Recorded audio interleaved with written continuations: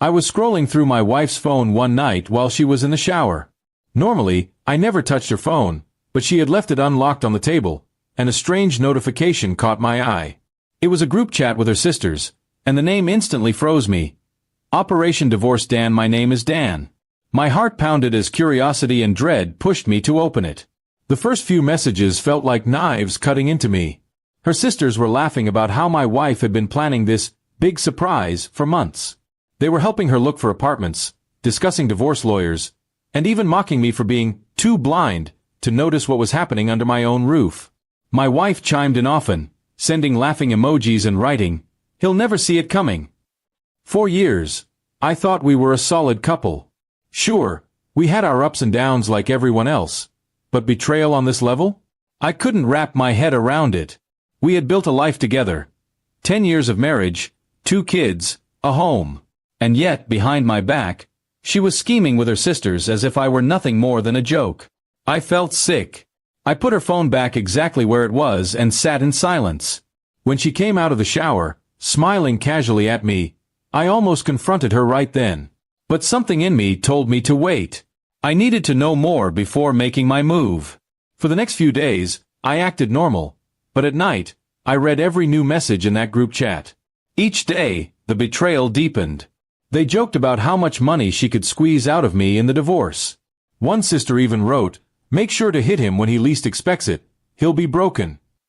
My wife replied, "That's the plan." I realized then it wasn't just about leaving me. It was about destroying me emotionally and financially. I started keeping notes, screenshots, everything I could gather as evidence. It wasn't easy. Pretending to love someone who was plotting my downfall was exhausting. But I had to play along. She was waiting for the perfect moment to pull the trigger, and I needed to be ready when she did. Finally, the day came. She sat me down with a strange smirk and said, "Dan, I think we need to talk." I could tell she thought she was about to deliver the final blow. I let her speak, watched her fake tears as she claimed she wasn't happy anymore, that she needed space. Her script was rehearsed, almost word for word from the chat. When she finished, I didn't argue. Instead, I calmly pulled out my phone and showed her the screenshots of the group chat. Her face went pale. The confident act she had prepared crumbled instantly. She tried to grab the phone from me, stammering, "Dan, it's not what you think." But the evidence was too clear. Her sisters had been cheering her on for weeks, encouraging her cruelty, and now, all their words were right in front of her. I told her I had already spoken to a lawyer and that this time, I would be the one filing for divorce. She was stunned. The surprise she had prepared for me had backfired completely. The fallout was ugly. Her sisters tried to defend her, but I forwarded them copies of their own words. They quickly backed off, embarrassed. My wife begged me to reconsider, saying it was just a joke, and that she didn't really mean it. But betrayal like that can't be undone. I moved out the next week and started preparing my case.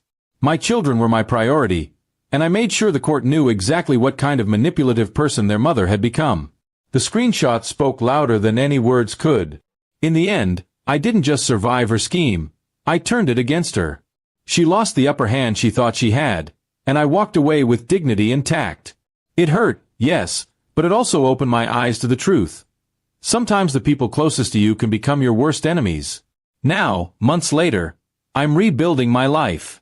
The scars remain, but I'm stronger for it. And every time I think back to that group chat named Operation Divorce Dan, I remember the lesson it taught me. Never ignore the signs, and never underestimate the power of truth when betrayal hides in the dark.